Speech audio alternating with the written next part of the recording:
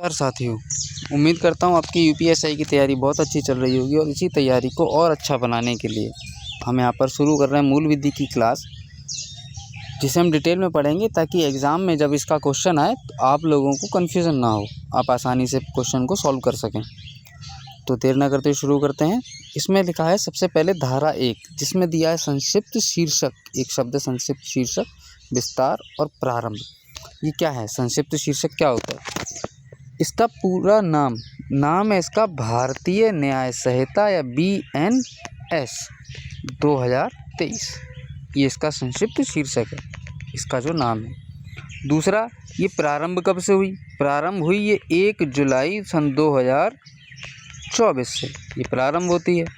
अब बात करते हैं इसके विस्तार की। विस्तार कहाँ कहाँ तक है इसका? देखिए, इसका जो विस्तार है वो भारत के अंदर भी है और भारत के बाहर भी, विदेशों में भी। हाँ बिल्कुल, विदेशों में भी इसका विस्तार है। यदि संबंधित घटना भारत से संबंधित है तो, या भारत के किसी भी नागरिक से संबंधित है, या भारत की किसी वस्तु से संबंधित है, तो वो वहाँ पर BNS वहाँ पर लागू होगी। जैसे कि फॉर एग्जांपल समझ लीजिए कि भारत के अंदर भारतीय नागरिक हैं और जो विदेशी नागरिक हैं उन पर तो लगेगी ही। जो यहाँ के इंडियन हैं या कोई फॉरेनर है, अगर वो भारत की भूमि पर हैं तो वहाँ पर तो ये लगेगी। साथ ही साथ इसकी जो सीमाएं कैसे तय होती हैं?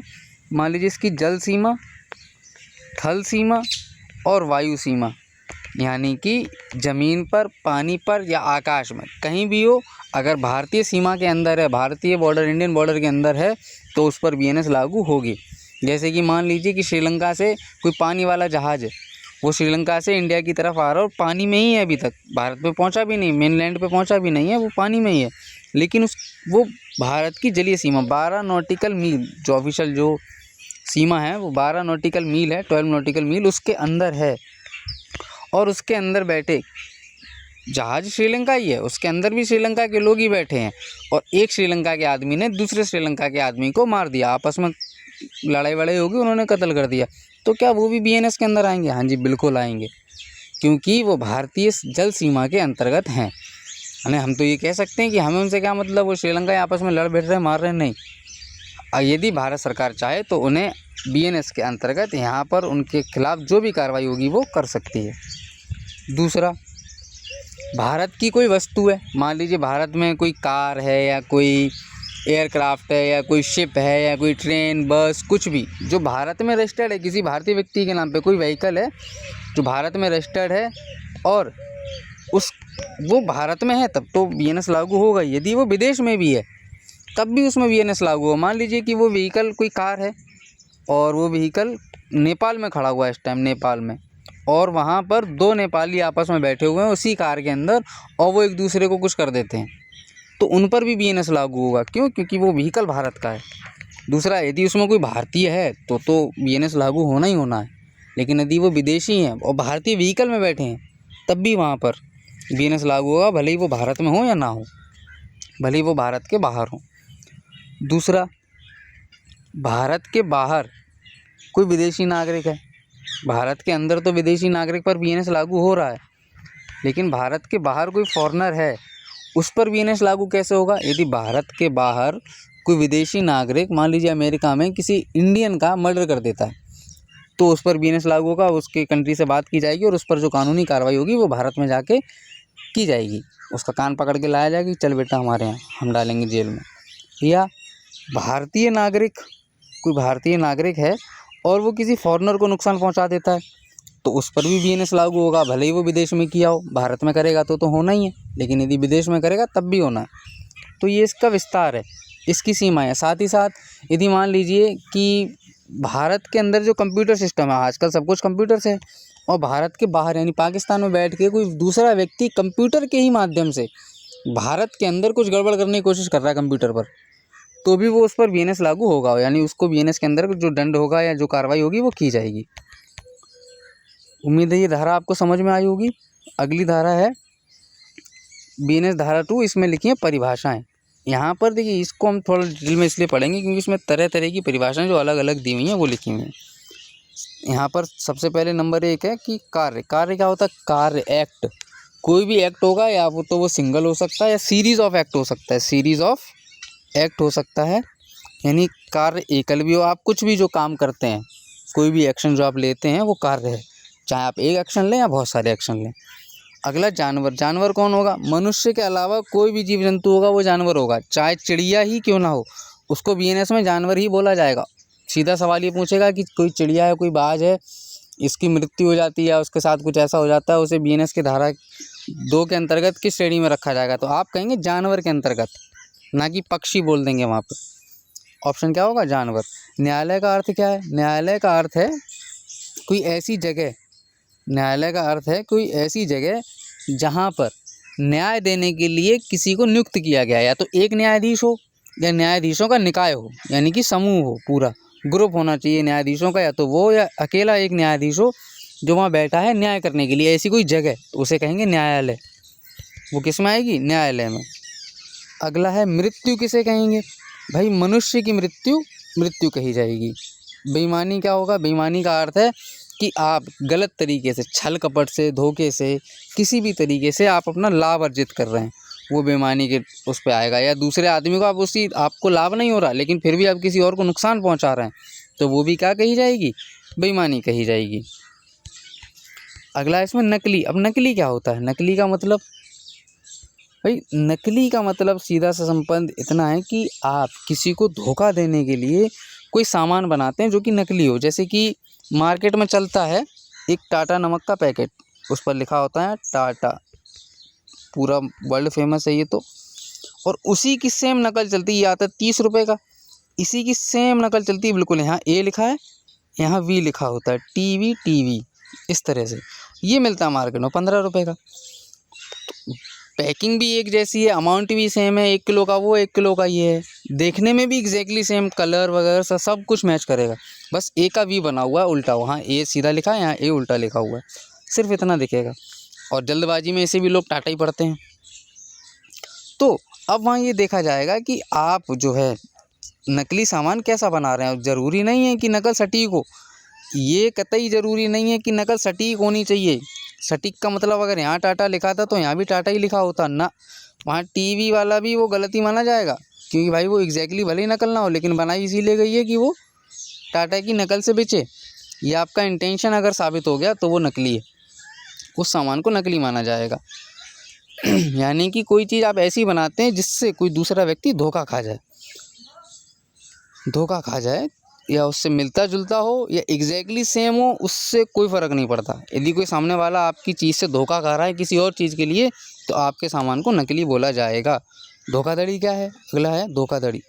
तो कोई धोखाधड़ी का काम ऐसा है कि कोई काम आप धोखे से करते हैं जो सामने वाले को संज्ञान में नहीं है, तो उसे धोखा कह दिया जाता है, धोखाधड़ी। ये भी इसी में। लिंग। लिंग क्या है? सर्वनाम जो हम इस्तेमाल करते हैं वह, ये ज़रूरी नहीं है कि केवल पुरुष के लिए इस्तेमाल हो, ये किसी पुरुष के लिए भी हो सकता है, किसी महिला के लिए भी, किसी ट्रांसजेंडर के लिए भी। अब ट्रांसजेंडर क्या होते हैं? ट्रांसजेंडर वो होते हैं जिनकी परिभाषा ट्रांसजेंडर व्यक्ति अधिकारों का संरक्षण अधिनियम 2019 की धारा 2 में दी गई है। तो ये ध्यान रखना कि ट्रांसजेंडर व्यक्ति के अधिकारों का संरक्षण अधिनियम कौन सा है? 2019 की धारा 2। अगला है यहाँ पर दस्तावेज। दस्तावेज का अर्थ क्या है? दस्तावेज का यानी कि डॉक्यूमेंटेशन क्या हुआ? डॉक्यूमेंटेशन का अर्थ हुआ कि कोई भी ऐसा कागज़ जिसे आप कोर्ट में पेश कर सको सबूत के तौर पर, कि भैया ये प्रूफ है। ये क्या है? प्रूफ है। कोर्ट में आपने दे दिया कि ये प्रूफ है, इस डॉक्यूमेंट को हम कोर्ट में पेश कर रहे हैं। जैसे कि उस पर किसी भी तरह का कोई अक्षर हो, कोई अंक हो या कोई चिन्ह हो, उससे कोई फ़र्क नहीं पड़ता, किसी भी पदार्थ से बनाओ, कैसे भी बनाओ, अगर वो कोर्ट में मान्य है तो उसे दस्तावेज माना जाएगा। फॉर एग्ज़ाम्पल चेक, अगर आप बैंक में चेक देते हैं, कोई बैंक का चेक है, उसे दस्तावेज माना जाएगा। Power of attorney. Power of attorney का मतलब होता है किसी चीज़ को मालिकाना हक दे देना, मुख्तक राज जिसे बोलते हैं। यानी कि आप अपनी किसी संपत्ति का या अपनी किसी वाहन का या किसी बाइक का आपने अपना मालिकाना हक किसी को दिया, अगर वो लिखित में दिया है तो वो पावर ऑफ अटॉर्नी है, वो भी क्या माना जाएगा? दस्तावेज। बोल कर नहीं माना जाएगा। आपकी बाइक है, आपने अपने दोस्त को पकड़ा दी कि ले भाई ले जा, जैसे मनो चलाने में, तेरा भाई देख लेगा, उसने जाके ठोक दी, उठा आप लिए जाओगे क्योंकि गाड़ी आपकी है, पहले आप उठाए जाओगे। पावर ऑफ अटॉर्नी लिखित में देनी, ध्यान रखना, कहना भाई लिख के दे तब मानूंगा मैं। दूसरा कोई नक्शा है, कोई मैप है, उसका इस्तेमाल अगर आप प्रूफ के तौर पे कर सकते हो कोर्ट में, तो वो भी एक दस्तावेज माना जाएगा।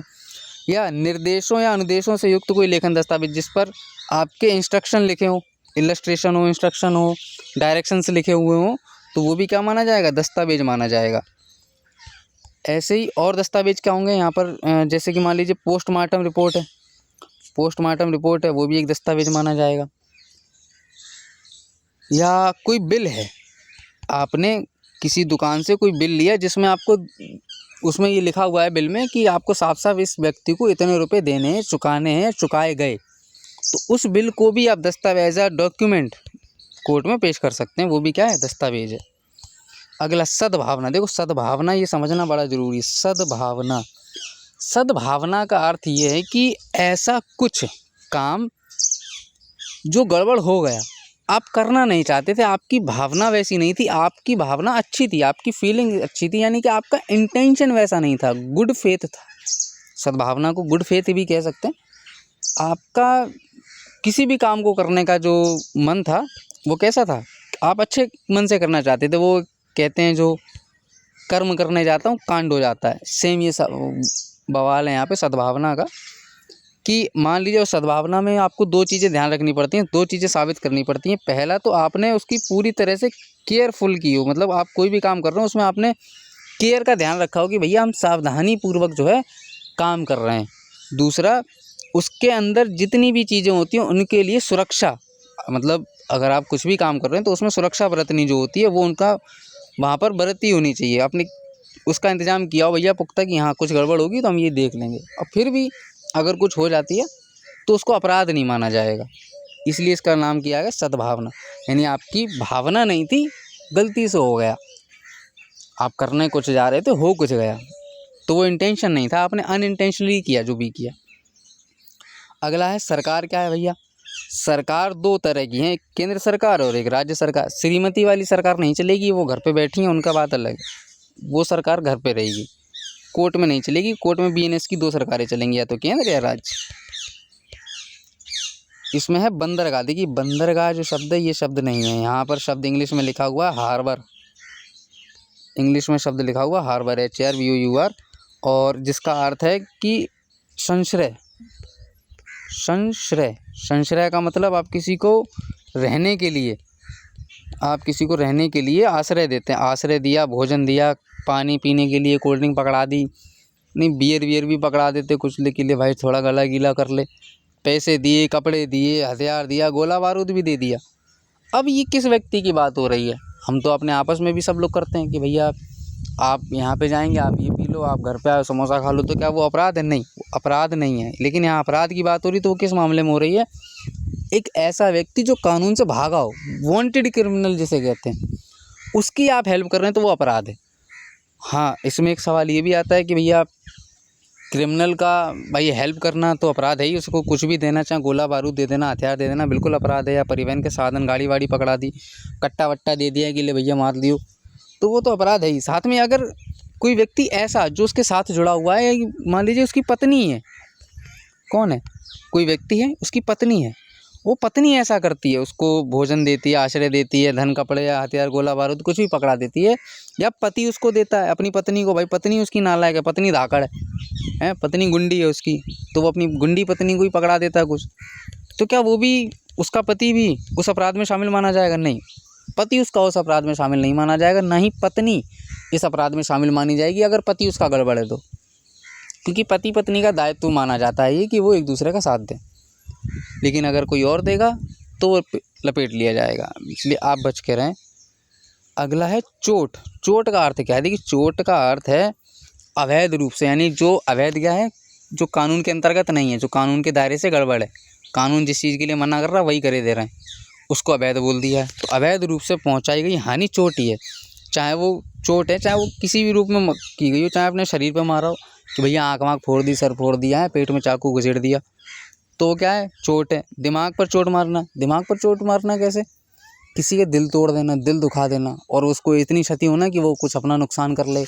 या जैसे कहते हैं ना कि हमने क्या कहा, हमने तो 2 गाली दी और निकल लिए, तो गाली दी और उस व्यक्ति को लग गई जिसकी वजह से उसके साथ कुछ गड़बड़ हो गया, तो वो भी आपने चोट पहुंचाई उसके दिमाग पे, आप दोषी हैं उस चीज़ के। प्रतिष्ठा पर, किसी की इज्जत उछाल देना, आपने किसी की इंसल्ट ही कर दी किसी के सामने खड़े होकर, तो वो भी गड़बड़ है, वो भी चोट है। किसी की संपत्ति को नुकसान पहुंचाना, वो भी चोट मानी जाती है। संपत्ति का नुकसान भी चोट के ही अर्थ में लिया जाता है यहाँ भी। अगला है अवैध। अवैध क्या है? हर वो चीज़ अवैध है जो कानूनी रूप से बाध्य नहीं है, माफ़ कीजिएगा, कानूनी रूप से बाध्य जो चीज़ें हैं उनको छोड़ दो, यानी वो सभी चीज़ें अवैध हैं जिनको कानून मना करता है कि भैया ये मत करना, यहाँ गड़बड़ हो जाएगी, वो सारी चीज़ें क्या हैं? अवैध हैं। अगला इसमें आता है न्यायाधीश। न्यायाधीश की परिभाषा भी इसी में दी हुई है कि भैया न्यायाधीश कौन है? जो न्याय करेगा वो न्यायाधीश है। अगला नेक्स्ट क्या है? जीवन। जीवन का अर्थ क्या है? जीवन का अर्थ है मनुष्य का जीवन। और मानसिक बीमारी। अब आते हैं मानसिक बीमारी। भाई मानसिक बीमारी का अर्थ क्या है? मानसिक बीमारी का अर्थ है कि मानसिक स्वास्थ्य देखभाल अधिनियम 2017 की धारा 2A के खंड ए में दिया गया है। यानी कि आपको ये याद रखना है कि भाई मानसिक बीमारी की जो परिभाषा वो कहाँ दी गई है? मानसिक स्वास्थ्य देखभाल अधिनियम 2017 में धारा 2 में। जैसे ट्रांसजेंडर की परिभाषा दी गई थी उनके अधिकार संरक्षण अधिनियम 2019 वाले में, वैसे ही मानसिक बीमारी की दी है। माह और वर्ष क्या है? देखो माह और वर्ष जब भी लिया जाएगा तो वो ग्रेगोरियन कैलेंडर के हिसाब से लिया जाएगा भाई साहब। आप ऐसा नहीं कर सकते कि वो ग्रेगोरियन भी, आपने पूछा कि भैया अम्मा बताओ तो ज़रा जी कब क्या गड़बड़ हुई थी, तो उन्होंने बताया बेटा सावन की रात थी और पूर्णमासी थी और ये गड़बड़ हो गई। नहीं, ऐसे नहीं चलेगा। आपको एग्जैक्टली बताना होगा कि अगस्त का महीना था या ये अगस्त के महीने में ये डेट थी, ये टाइम था। एग्जैक्टली आपको ग्रेगोरियन कैलेंडर के हिसाब से ही करना पड़ेगा। जनवरी फरवरी मार्च अप्रैल चलना पड़ेगा। चैत वैशाख जेठ आषाढ़ सावन भादो नहीं चलेंगे। सिंपल सी बात इतनी है। अगला क्या है? चल संपत्ति। चल संपत्ति क्या है? हर वो चीज़ जो ज़मीन से जुड़ी हुई नहीं है वो चल संपत्ति है। ज़मीन से जुड़ी हुई चीज़ें कैसे? घर होता है, खेत होता है, ये चल संपत्ति है, ये ज़मीन से जुड़ी हैं। जो भूमि रहित है, भूमिबद्ध नहीं है, भूमि से बंधी नहीं है, वो चल संपत्ति। आपकी मोटरसाइकिल, कार, स्कूटर, आपकी घड़ी सोने की या अंगूठी, चेन, है ना, माला वाला कुछ भी है, पैरों में चप्पल, जूते, कपड़े, सब क्या है? आपकी चल संपत्ति। जो चीज़ चल फिर सकती है, ज़मीन से जुड़ी हुई नहीं है। अगला संख्या। संख्या की परिभाषा भी इसी में दी हुई है कि भैया संख्या क्या है। आगे शपथ। शपथ क्या है?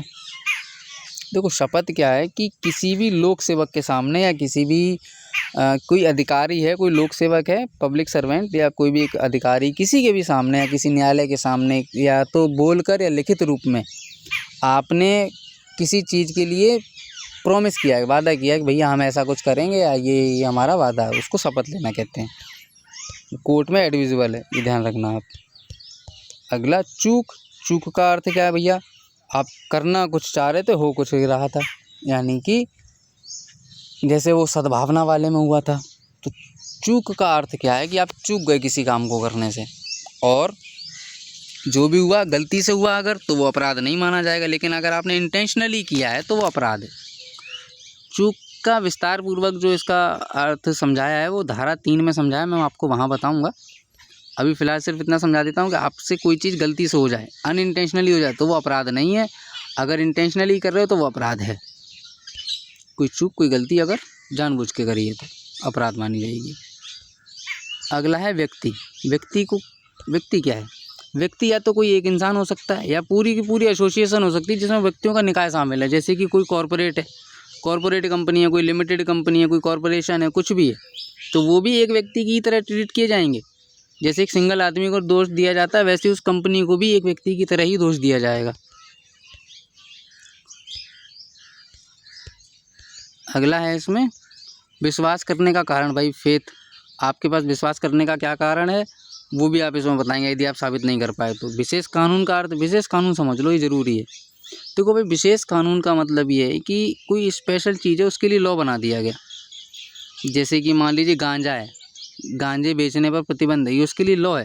इस दुनिया में वो कहते हैं भाई दुनिया में जब सब बिकता है तो गांजा क्यों नहीं बिक सकता? क्योंकि वो गड़बड़ है, उसके लिए लॉ है कि भैया ये नहीं बिकेगा, वो स्पेशल कानून है। या मान लीजिए कहीं किसी जगह पर कानून बना दिया लोगों ने कि वैष्णो देवी आप गए और वैष्णो देवी में आपने अपनी गाड़ी कहीं पे भी खड़ी कर दी, जैसे गांव में खड़ी कर देते हैं कि किसी के भी द्वारे छोड़ के निकल लिए, वो देख ही रहेगा, बाद में आ जाएंगे उठा ले जाएंगे। लेकिन आप वैष्णो देवी घूमने गए जम्मू कश्मीर में, वहाँ पे पता चला हज़ारों लोग आते हैं, सबने अपनी अपनी गाड़ियाँ ऐसी लगाती। तो भाई वहाँ की सरकार क्या करेगी, पहले तो लोगों को समझाएगी, नहीं मानेंगे तो फिर विशेष कानून बनाना पड़ेगा कि भैया ऐसा आप अपनी गाड़ी ऐसा इस हिसाब से खड़ी करो, नहीं तो पार्किंग में जुर्माना तो लगेगा, हम 2-4 दिन की जेल करवा देंगे। तो ये उनका हो गया विशेष कानून। इस तरह से विशेष कानून बनता है। अगला है इसमें मूल्यवान सुरक्षा। मूल्यवान सुरक्षा का मतलब क्या है कि आप किसी भी चीज़ की सुरक्षा करते हो, चाहे वो दस्तावेज हो, कोई भी चीज़ हो। जैसे मान लीजिए हम तहसील में आय जात मूल निवास या बर्थ सर्टिफिकेट या आधार कार्ड कुछ भी बनवाते हैं, तो कोई व्यक्ति होता है जो वहाँ पर आपकी चीज़ों की सुरक्षा करता है, उनको देख रेख करता है, उनका रख रखाव करता है। मान लीजिए किसी ने जारी किया आपका आय जात या मूल निवास, आपका इनकम सर्टिफिकेट या डोमिसाइल कास्ट सर्टिफिकेट आपका जारी किया और उस पर जो वैलिडिटी थी उसके हिसाब से उसको रख रखाव उसका किया कि भैया इतने साल तक रहेगा तो यहाँ तक इसका डाटा सुरक्षित है, तो वो क्या माना जाएगा, उसका कोई उसको माना जाएगा मूल्यवान सुरक्षा। अगर उसने नहीं की तो वो अपराध है, यानी निश्चित कानूनी अधिकार नहीं है। अगला जहाज का अर्थ क्या है। जहाज का अर्थ है कि कोई भी ऐसी संपत्ति जो पानी पर चले और वो परिवहन के लिए बनाई गई हो, चाहे वो मानव के लिए या किसी संपत्ति के लिए। हाँ, वो बचपन में कागज़ की नाव बनाते थे, वो वाली नहीं मानी जाएगी। क्यों? क्योंकि आप उसमें परिवहन नहीं कर सकते, ना आप खुद चल सकते हो ना अपनी कोई चीज़ भेज सकते हो, तो वो परिवहन नहीं हो, उसको मना कर देना अगर पेपर में आया तो। अगला है स्वेच्छा।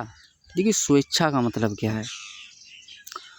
स्वेच्छा का मतलब है इंटेंशन। यहाँ पे मेन काम है आपका। देखिए बीएनएस हो चाहे आईपीसी हो, उसमें सभी में एक ज़रूरी चीज़ बोली गई है, वो है इंटेंशन। हर जगह इंटेंशन देखा जाएगा आपका। स्वेच्छा, खुद से करने की इच्छा थी कि नहीं थी, इंटेंशन था कि नहीं था। स्वेच्छा का अर्थ क्या है कि आप कोई काम कर रहे हो और उस काम की वजह से किसी का गड़बड़ हो गया मामला, और आप जानते थे कि हो सकता है कि गड़बड़ हो जाए। मान लो इसमें एग्जाम्पल दिया है कि कोई व्यक्ति है, उसने डकैती के उद्देश्य से कह रहा है कि आज हम अपनी डकैती करेंगे, उसके उद्देश्य से उसने रात में एक बड़े शहर में एक बसे हुए बढ़िया सा घर बना हुआ था, उसमें लगा दी आग, और आग लगाने का बाद उसमें एक व्यक्ति की मृत्यु हो जाती है। उसका इरादा मृत्यु का नहीं रहा होगा, उसने सोचा नहीं होगा कि कोई मर जाए, लेकिन उसके दिमाग में अगर ये रहा कि मरे तो मर जाए, हमें कुछ नहीं, हम तो आग लगाएंगे, उसको पता था ये बात कि हो सकता है कि मर जाए, तब भी ये माना जाएगा कि उसने भैया ये अपनी मर्जी से मारा है, इसको इंटेंशनली उसका मर्डर किया है। ये कहानी है स्वेच्छा की। अगला इसमें है वसीयत। वसीयत का अर्थ क्या है कि भैया आपने अपनी चीज़, अपने कोई भी वस्तु है वो किसी व्यक्ति के नाम कर दी, वो आपकी वसीयत। महिला का अर्थ क्या है, किसी भी उम्र की महिला वो महिला मानी जाएगी, किसी भी उम्र का पुरुष वो पुरुष माना जाएगा। इसमें एक बालक की परिभाषा और है जो कि आईपीसी में नहीं थी, इसमें है बालक की परिभाषा सेक्शन 2 के सब सेक्शन 3 में बालक की परिभाषा कि भैया 18 साल से जो भी होगा कम वो बालक माना जाएगा। ये नहीं जुड़ी है इसमें बीएनएस में, ये आईपीसी में नहीं थी, बीएनएस में जोड़ दी गई है। अब इसमें लिखा है गलत लाभ या गलत हानि। गलत लाभ या गलत हानि का मतलब क्या है कि आप गैर कानूनी तरीके से, आपने जुआ खेला और पैसे जीत लिए तो वो गलत तरीके का लाभ है। आपने किसी को धोखा दिया, चीट किया और आपने क्या किया, अपना फ़ायदा कर लिया, तो वो क्या है, गलत है। और जिसको धोखा दिया उसका क्या है, गलत हानि है। सीधी सी बात इतनी है। और सेम ऐसा ही गलत तरीके से कमाना या गलत तरीके से खोना। क्या किया किसी व्यक्ति ने भैया कि उन्होंने अपने पापा का बनवाया डेथ सर्टिफिकेट, और डेथ सर्टिफिकेट जाके दे दिया ऑफिस में, तहसील में, कि भैया हमारे पिता निपट गए हैं और ये जो हमारी प्रॉपर्टी है वो हमारे नाम कर दी जाए। उन्होंने कर दी। अब पिताजी को पता चला बाद में कि जब वो अपने लड़के को ही घर से निकाल रहे थे तो पता चला लड़के ने घर से निकाल दिया। कि क्यों? क्योंकि घर तो लड़के के नाम हो चुका है। तो उनके पिता का जो घाटा हुआ वो गलत तरीके से खोना हुआ, और जो लड़का था उसका फ़ायदा हुआ गलत तरीके से कमाना। ये एक अपराध माना जाएगा और उस लड़के को बाद में लपेटा जाएगा। ऐसा नहीं है कि बच जाएगा, कुछ नहीं होना। इसमें बहुत सी चीज़ें ऐसी भी हैं जिनकी परिभाषाएं इसमें दी नहीं है, लेकिन बीएनएस में उनका इस्तेमाल किया गया है। तो उनकी परिभाषाएं कहाँ मिल जाएंगी आपको? सूचना प्रौद्योगिकी अधिनियम जब मैं पढ़ाऊँगा वहाँ मिलेंगी। ये कब आया था? सन 2000 में, या भारतीय नागरिक सुरक्षा संहिता 2023 में। और वहाँ पर जो शब्द बीएनएस में इस्तेमाल हुए हैं वहीं और वहाँ भी इस्तेमाल हुए हैं, तो दोनों की परिभाषाएं सेम मानी जाएंगी भाई। तीनों जगह उनका परिभाषाएं क्या है, सेम है।